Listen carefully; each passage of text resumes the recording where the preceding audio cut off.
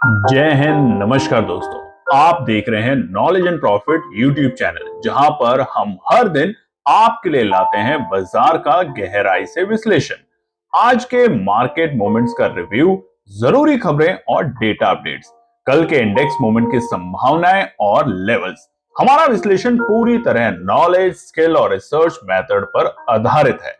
हमारा ऑब्जेक्टिव सिखाना है, ना कि आपको सीधा ट्रेड कराना, क्योंकि स्टॉक मार्केट में रिस्क होता है और बिना सीखे ट्रेडिंग करना खतरनाक हो सकता है।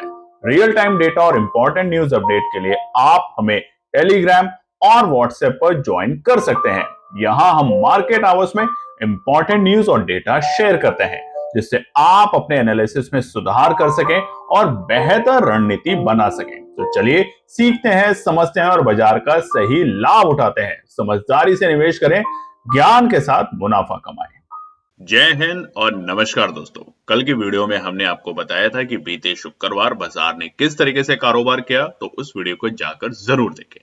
आज हम बात करेंगे आने वाले सोमवार के कुछ इंपॉर्टेंट न्यूज और डेटा, और उसी के साथ क्या निकल कर आते हैं रेजिस्टेंस और सपोर्ट। तो चलिए वीडियो की शुरुआत करते हैं। सबसे पहले कुछ इंपॉर्टेंट न्यूज और डेटा के साथ। तो स्क्रीन पे आप देख सकते हैं कुछ इंपॉर्टेंट डेटा है जिसे हम समझ लेते हैं।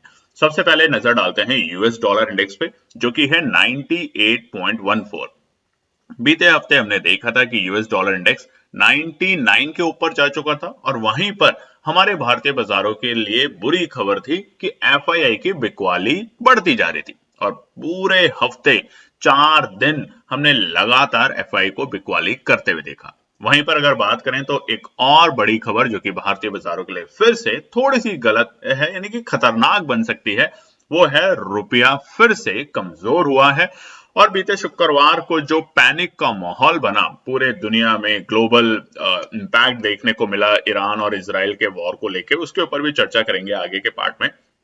वहां पर हमारा रुपया फिर से फिसला। आप देखेंगे चार्ट पे, तो मई के महीने के जो हाईज थे ऑलमोस्ट हम वहां पहुंच चुके हैं, यानी कि 86 रुपए 25 पैसे। हम कहां थे? हम 85 के नीचे आ चुके थे एक बार, मगर अब वापस से वो जो रुपये में कमजोरी और डॉलर में जो मजबूती देखने को मिली है, ये थोड़ा सा मूड माहौल खराब कर सकता है।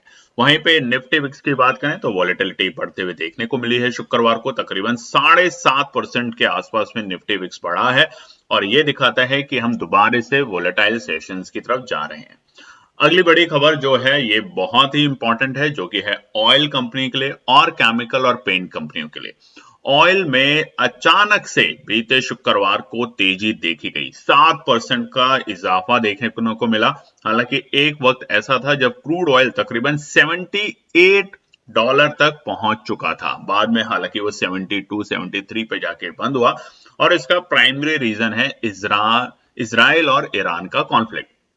हम जानते हैं कि ईरान जो है कच्चा तेल का बहुत बड़ा एक्सपोर्ट करता है दुनिया में, मगर इस तरह के अगर टेंशन होती है तो वो एक्सपोर्ट है वो रुकता है, और उसकी वजह से जो ऑयल के प्राइसेस हैं वो बढ़ते हैं। अब इसका इंपैक्ट हमारे भारतीय बाजारों पे क्या होगा?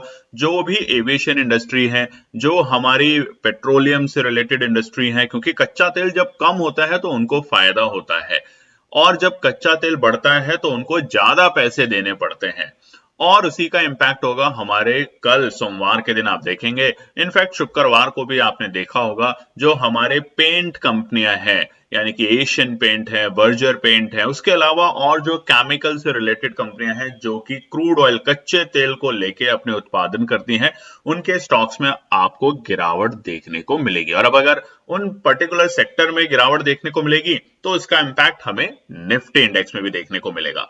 तो आप देखेंगे ये सारी कहानी शुरू हुई है हमारे मिडिल ईस्ट क्राइसिस, यानी कि जो कि शुरू हो रहा है इजराइल और ईरान के बीच में। बात करते हैं अगली बड़ी खबर की। ईरान ने साफ साफ, आपको मालूम है और नहीं मालूम तो हम आपको बता देते हैं, बीते कुछ दिन पहले ईरान की और यूएस की न्यूक्लियर टॉक चल रही थी। कुछ चीजों को लेके वहां पे डिस्कशन चल रहा था कि हम लोग कुछ इस तरीके से इन चीजों को बनाएंगे। याद रखिए, ईरान और यूएस की है, इजराइल की नहीं। अब ईरान ने क्या कहा है? ईरान ने दो टूक में एक बात कही है, ईरान से talk with US meaningless after Israel attack. यानी कि देखिए, एक तरफ तो अमेरिका हमारे साथ न्यूक्लियर टॉक कर रहा था, और उधर ही उनके गोद में बैठा इजराइल ने हमारे ऊपर अटैक कर दिया, और वो भी हमारे न्यूक्लियर साइट्स के ऊपर। तो अब जो ये बात चल रही है अमेरिका से, इसका कोई मतलब नहीं रहता है। उधर ही ईरान ने भी अपने जो काउंटर अटैक किया, यानी कि देखिए पहले इजराइल ने अटैक किया था उनके न्यूक्लियर साइट्स पे, जिसकी वजह से पूरी दुनिया जहान में खलबली मची। अब ईरान ने भी अपनी जो स्पीड है अटैक की वो डबल कर दी है, और उसने इजराइल के कई ठिकानों पे अटैक किया है बीते शुक्रवार रात में। तो अब ये जो लड़ाई थी जो कम होते हुए देखने को मिल रही थी, लग रहा था कि अमेरिका इन दोनों देशों के बीच में संधि करा लेगा, बातचीत तय हो जाएगी, टॉक के थ्रू बातें खत्म हो गई, वो सब अब बिगड़ते हुए देखने को मिल रहा है। और बहुत सारे लोगों का कहना है कि 2025 बहुत ही हीट मतलब गर्मी, मतलब जो जियो पॉलिटिकल गर्मी है उसके पॉइंट ऑफ व्यू से बहुत बड़ा रहेगा, और एक बड़े अंधकार और बड़े अटैक और युद्ध की तरफ दुनिया को ले जा सकता है। और ऐसा ही लग रहा है। पहले लगा था कि ईरान, इजराइल, हमास, उधर यूक्रेन, रशिया और उधर इंडिया और पाकिस्तान के बीच में युद्ध जरूर हुआ, मगर रुकने की आसार पे आ चुका था। मगर दोबारा से चारों देशों ने फिर से एक दूसरे के ऊपर अटैक करना शुरू कर दिया है। तो थोड़ा सा यहाँ पर वो जो कही हुई बातें हैं, वो जो तमाम चीजें हैं जिसके ऊपर दुनिया के बहुत बड़े बड़े जो एस्ट्रोलॉजर्स होते हैं उन्होंने कहा है, तो यहाँ पे थोड़ा सा ध्यान रखेंगे। हालांकि ईरान ने अपनी मिलिट्री एक्सरसाइज कंडक्ट शुरू कर दी है, और दबाकर वो इस वक्त इसराइल के ऊपर अटैक कर रहा है, जो कि आप न्यूज में भी देख सकते हैं। बात करें गोल्ड रेट को लेके, अब देखिए दुनिया में जब शेयर मार्केट गिरता है तो एक बात ध्यान रखिएगा, जब भी दुनिया के शेयर मार्केट्स गिरते हैं तो जो निवेशक होते हैं जिसको अपना पैसा एक सेफ जगह लगाना है, वो होता है गोल्ड में। और गोल्ड हमेशा तभी बढ़ता है जब भी दुनिया में अनसर्टेनिटी होती है, ध्यान रखिएगा इस बात को। गोल्ड की डिमांड ज्यादा तब आती है जब भी अगर दो देशों के बीच में अगर वॉर शुरू हो जाए तो गोल्ड का प्राइस बढ़ता है। बीते कुछ महीने में हमने देखा था कि गोल्ड का प्राइस आग की तरह बढ़ा है, 1 लाख को पार कर चुका था, और आज यानी कि बीते शुक्रवार को हमने देखा 2200 रुपए की बढ़त के साथ पहली बार जो गोल्ड का प्राइस है वो पहुंच चुका था 1,01,540 के पार, ये भी सिर्फ 10 ग्राम। और ये है नेशनल कैपिटल का प्राइस, और ये तभी हुआ जब ये सारी चीजें कॉन्फ्लिक्ट हुई। हालांकि जो ऑल टाइम हाई का रिकॉर्ड है, ये भी ध्यान रखिएगा, ऐसा नहीं हुआ कि शुक्रवार को हम ऑल टाइम हाई पे पहुंच गए। ऑल टाइम हाई से मामूली से 60 रुपए नीचे है। ऑल टाइम हाई का जो रिकॉर्ड है गोल्ड का इंडिया में, वो है 1,01,600 रुपए, और ये था अप्रैल 22, 2025 को। तो वहां से ज्यादा दूर नहीं है। अगर ये कॉन्फ्लिक्ट और बढ़ता है तो हम वापस से गोल्ड के नए ऑल टाइम हाई के लेवल बनते हुए देखेंगे। इसीलिए केएनपी टीम ने डिसाइड किया है कि ना केवल ऑप्शन में, ना केवल इक्विटी में, बल्कि गोल्ड में, फॉरेक्स में और तमाम ऐसे जो हमारे इन्वेस्टमेंट के एरियाज हैं, उसके ऊपर भी अब हम आने वाले वक्त में आपके साथ एक नए प्लेटफॉर्म लेकर आ रहे हैं, जहां पर हम रोज बात करेंगे, रोज समझेंगे कि कहां पर निवेश के मौके बनते हैं। अगर मार्केट में क्रैश आ रहा है तो गोल्ड में करें, और अगर गोल्ड में क्रैश आ रहा है तो क्या हम कच्चे तेल में कर सकते हैं, या कच्चा तेल गिर रहा है तो क्या हम फॉरेक्स में जा सकते हैं। इन तमाम चीजों पे आ रहे हैं हम बहुत जल्द आपके साथ।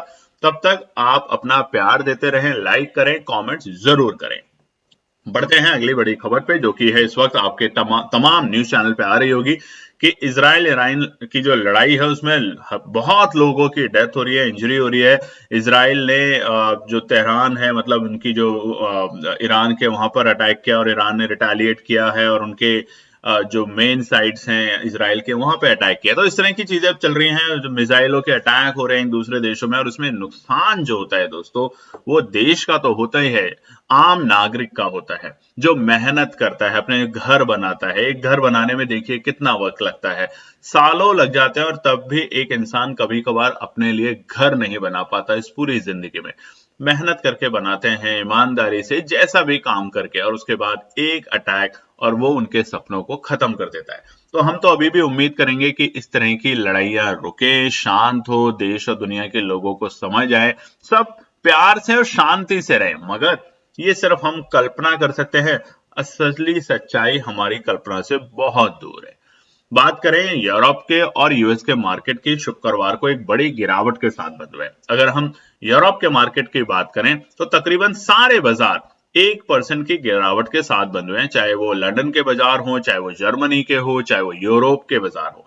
वहीं पे अगर यूएस के बाजारों की बात करें तो डॉ जोन्स तकरीबन 770 पॉइंट के आसपास की बड़ी गिरावट, यानी कि 0.2% की गिरावट। वहीं पे नैस्डैक में भी एक बड़ी गिरावट देखने को मिली है, 255 पॉइंट के साथ बंद हुआ है 1.30%। तो ये दोनों जो बड़ी गिरावट है पूरे दुनिया जहान में खलबली देखने को मिली है, चाहे वो एशियन मार्केट हो, तमाम सेक्टर्स तमाम एरिया में हमें गिरावट देखने को मिली थी। और प्राइमरी रीजन था ईरान और इसराइल के बीच में बढ़ रहा कॉन्फ्लिक्ट। और वो कॉन्फ्लिक्ट वाकई में उन्होंने साइडलाइन कर दिया है अमेरिका को और कहा है कि अब हट जाइए आप, अब हम देखेंगे आपस में। और अमेरिका ने भी एक बड़ी खबर दी है कि अपनी जो दूतावास है, एम्बेसी है, उनको वहां से खाली करने के निर्देश दे दिए। तो जब भी ऐसी चीजें होती हैं तो समझ जाइए कि अब वॉर थोड़ी और बढ़ सकती है, और वॉर जब ज्यादा बढ़ेगी तो वोलेटाइल बाजार बहुत होगा। उधर ही एफआईआई की बात करें तो लगातार 3 दिन से 11 तारीख से हम एक गिरावट देख रहे हैं एफआईआई में। और उसका रीजन यही है कि हमने देखा है कि जो हमारा यूएस डॉलर इंडेक्स है प्लस हमारा जो रुपया है वो लगातार कमजोर हो रहा है। उसी के कारण एफआईआई की वापस से बिकवाली बढ़ती देखी जा रही है भारतीय बाजार में। हालांकि देखिए, वॉर इस टाइम इंडिया के साथ नहीं है, कहीं भी इंडिया और पाकिस्तान का कोई वॉर इस टाइम इस वक्त कहीं भी कोई बात में नहीं चल रहा। तो उम्मीद की जा सकती है कि एफआई जब भी ग्लोबल कॉन्फ्लिक्ट शुरू होते हैं और अगर उसमें डायरेक्टली अमेरिका और यूरोप के देश इन्वॉल्व होते हैं तो उनकी खरीदारी धीरे धीरे भारतीय बाजारों में आ सकती है। तो इसलिए सोमवार का दिन और मंगलवार का दिन बहुत इंपॉर्टेंट होगा। अगर आप चाहें तो इन 2 दिन ना भी ट्रेड करें तो बहुत अच्छा होगा, समझदारी का काम होगा। ये ऐसा नहीं है कि ट्रेड करना ही है, हमें तो कफन बांध के मैदान में उड़ जाना ही है और लास्ट में लहू लुहान देख के अपना पोर्टफोलियो बाहर आना है। ऐसा ना करें। 2 दिन शांति से बैठे, आराम से बैठे, अपने परिवार के साथ एंजॉय करें, कोई अच्छी मूवी देखें और 2 दिन बाजार की नब्ज को जाने। अगर एफआई बिकवाली जो है वो रुकती है, चाहे भले ही ईरान इसराइल एक दूसरे के ऊपर कत्लेआम वॉर करें, अगर यहाँ रुकती है और बड़ी गिरावट नहीं आती तो समझ जाइए इंडिकेशन कि धीरे धीरे भारतीय बाजारों में वापस से हम खरीदारी का मूड माहौल देख पाएंगे।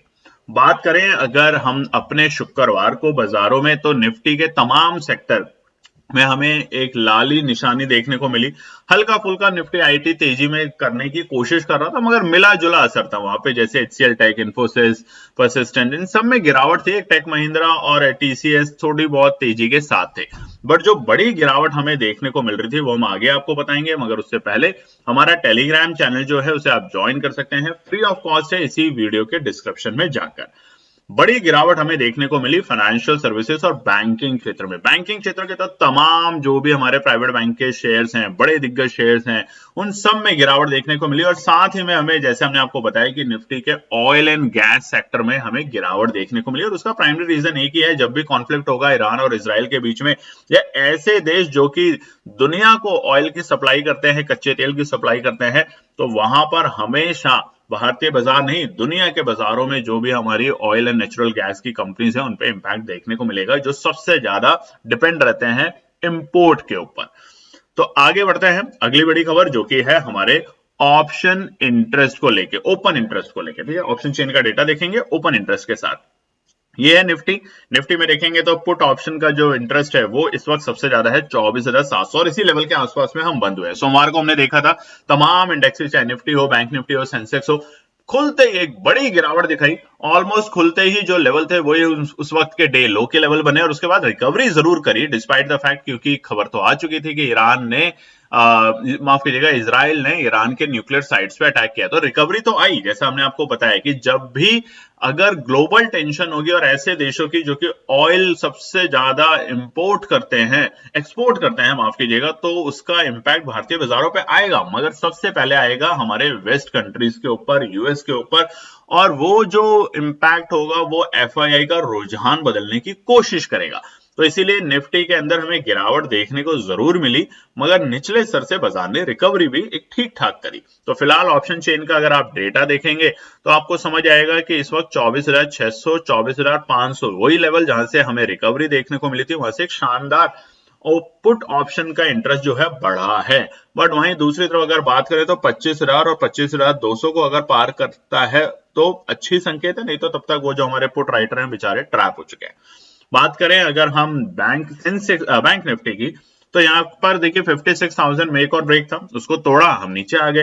55,500 दूसरा बड़ा हर्डल है, और उसके बाद है 55,000 के लेवल, जो कि साइकोलॉजिकल लेवल बहुत इंपॉर्टेंट है बैंक निफ्टी के लिए। तो अब वो समझेंगे आगे के पार्ट में रेजिस्टेंस और सपोर्ट के साथ। आखिरी है सेंसेक्स।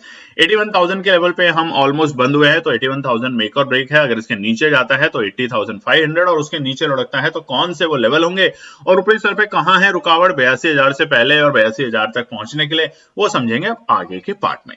तो चलिए दोस्तों, अब हम बात करेंगे कि आने वाले सोमवार के लिए क्या निकल कर आते हैं इंपॉर्टेंट रेजिस्टेंस और सपोर्ट के लेवल।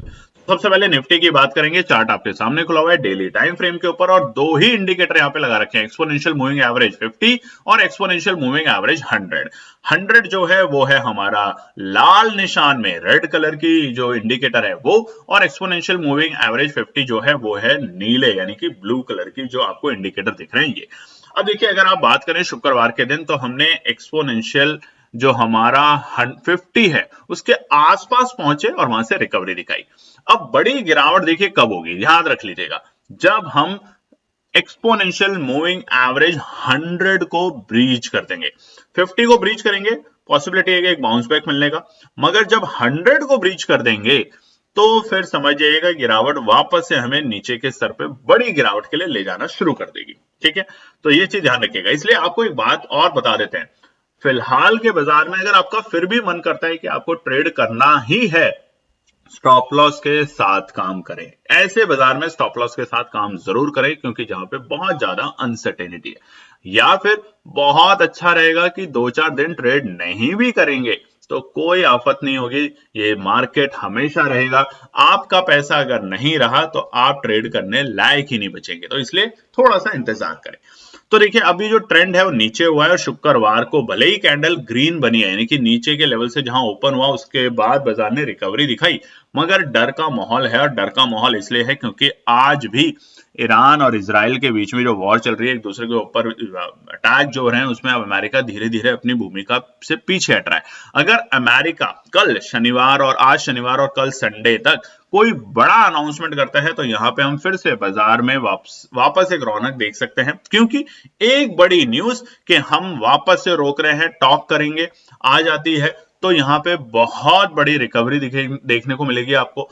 और अगर एक गलत नेगेटिव न्यूज आ जाती है कि अब हम बाहर हट रहे हैं, आप देख लो दोनों, तो ये बहुत बड़ी गिरावट का इंडिकेशन देगा, यानी कि 24,000 नहीं, आप 22,000 21,000 तक भी निफ्टी को गिरते हुए देख सकते हैं। क्योंकि ऐसे युद्ध विराम में जब दोबारा से दो देश लड़ना शुरू कर देते हैं तो जो टॉक की डिस्कशन चल रहे थे वो सब किसी भी काम के नहीं होते।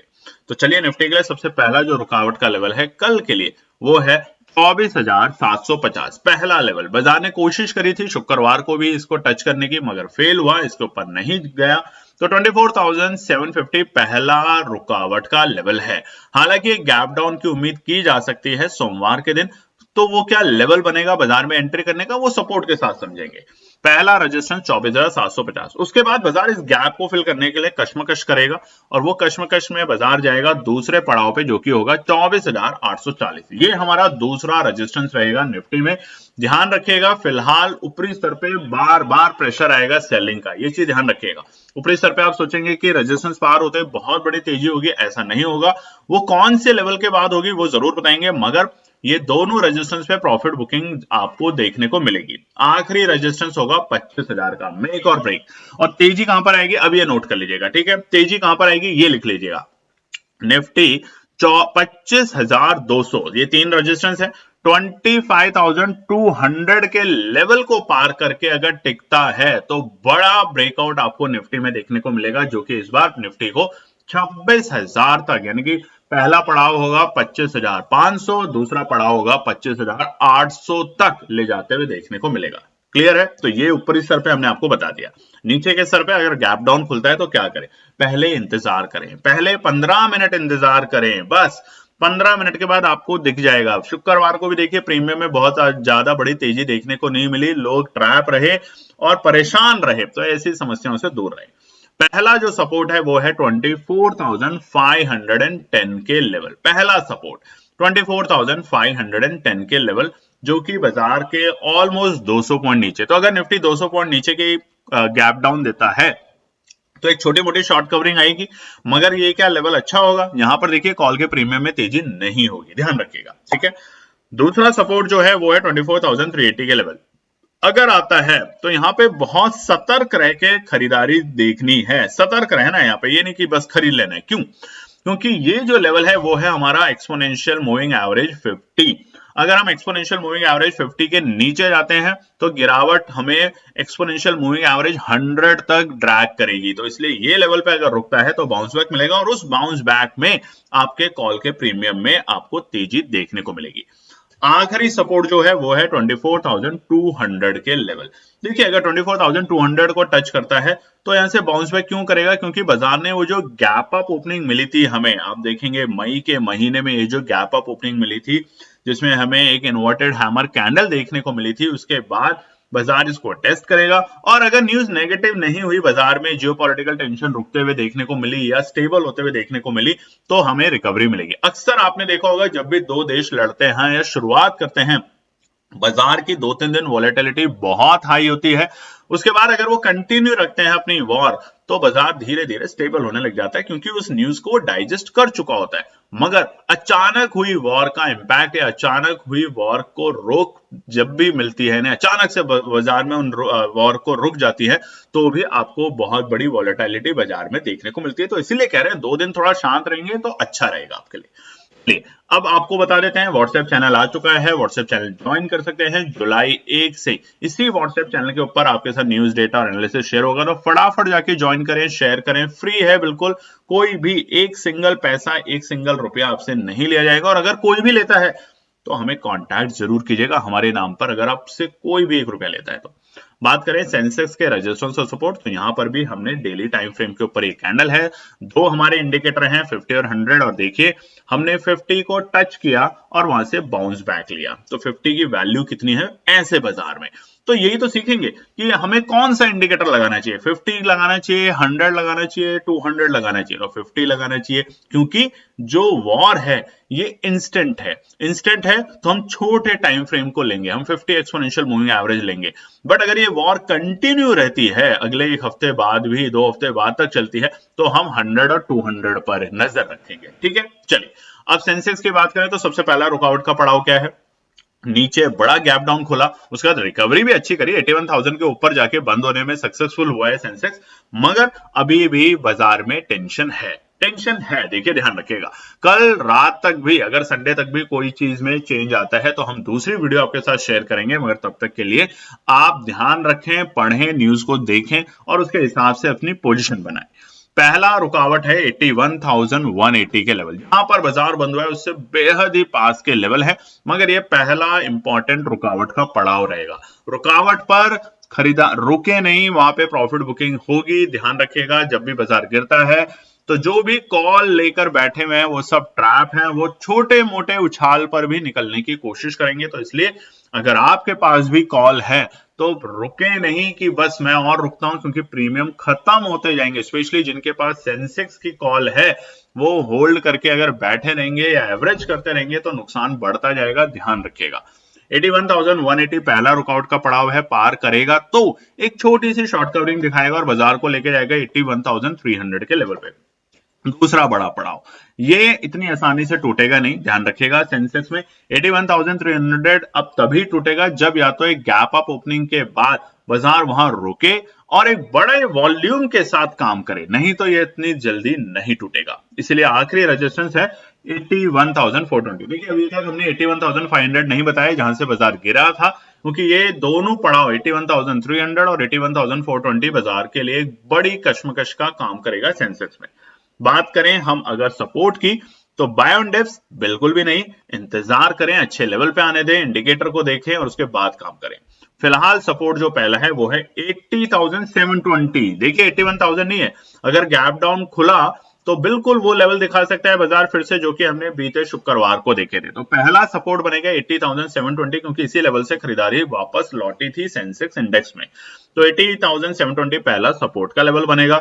बाजार अगर नीचे लुढ़कता है तो दूसरा है सपोर्ट है 80,550 के लेवल। बहुत ही छोटे छोटे सपोर्ट बता रहे हैं हम आपको।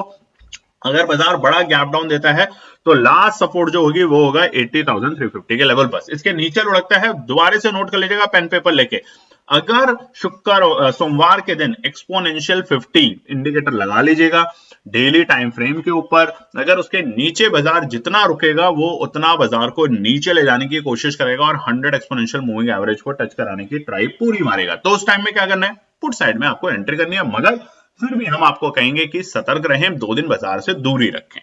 बात करें बैंक निफ्टी, देखिए लगातार 4 दिन गिरावट तो शुक्रवार को भी हुई है, मगर कैंडल ऐसे लग रही है कि हरी भरी है, क्योंकि निचले स्तर से बाजार ने रिकवरी करी है, मगर यहां भी सतर्कता ही जरूरी है।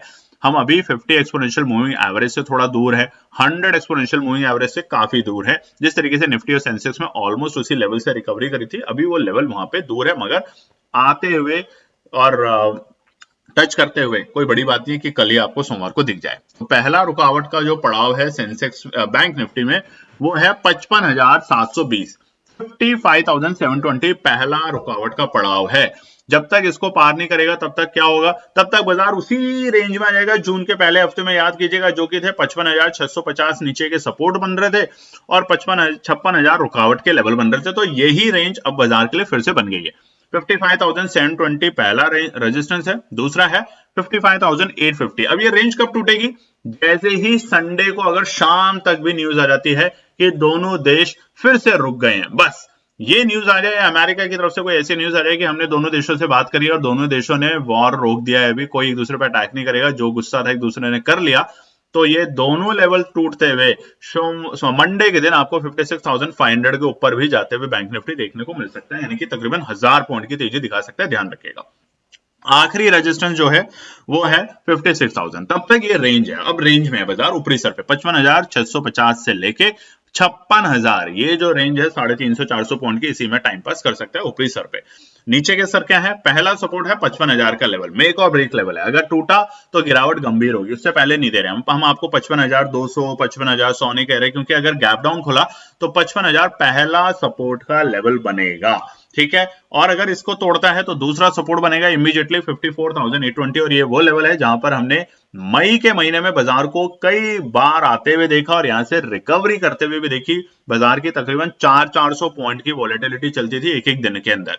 तो 54,820 उन तमाम लोगों के लिए जो कि सब्र से बैठ सकते हैं। आखिरी सपोर्ट रहेगा 54,550 के लेवल। देखिए एक चीज ध्यान रखिएगा, बैंक निफ्टी ने अगर एक्सपोनेंशियल 50 को तोड़ा वन डे के टाइम फ्रेम के ऊपर, तो गिरावट यहां पर भी तेज होगी और पैनिक की वजह से लहूलुहान हो जाएगा बाजार। तो आपसे एक ही रिक्वेस्ट है पूरी वीडियो के एंड में कि 2 दिन इंतजार करें, ट्रेड नहीं भी करेंगे तो कोई बात नहीं, क्योंकि माहौल नेगेटिव है, और फिर भी अगर आपको ट्रेड करना है तो स्ट्रिक्ट स्टॉप लॉस के साथ काम करें, अपनी एनालिसिस जरूर बनाएं, न्यूज पे भी नजर रखें, मगर सारे वक्त न्यूज ना देखें, नहीं तो आपका माइंड हो जाएगा कंफ्यूज कि क्या वॉर रुक गई है या वॉर हो रही है, और इन्हीं वजह से आपका प्रीमियम तो कम होगा, आपकी दिल की धड़कनें भी तेज हो जाएगी। फिर मिलते हैं एक और नई वीडियो के साथ, तब तक अपना ध्यान रखें, जय हिंद। तो दोस्तों आज के लिए बस इतना ही। उम्मीद है कि यह विश्लेषण आपको मार्केट को समझने और बेहतर रणनीति बनाने में मदद करेगा। अगर ये वीडियो आपको पसंद आया हो तो इसे लाइक करें, शेयर करें और चैनल को सब्सक्राइब करें, ताकि आपको हमारे सभी अपडेट समय पर मिलते रहें। मार्केट से जुड़े रियल टाइम डेटा और न्यूज अपडेट के लिए हमें टेलीग्राम और व्हाट्सएप पर ज्वाइन करें, लिंक आपको डिस्क्रिप्शन में मिल जाएगा। याद रखें, सीखना सबसे बड़ा इन्वेस्टमेंट है। ट्रेडिंग से पहले सही एनालिसिस करें, ज्ञान के साथ मुनाफा कमाएं। फिर मिलेंगे अगले वीडियो में, तब तक के लिए जय हिंद।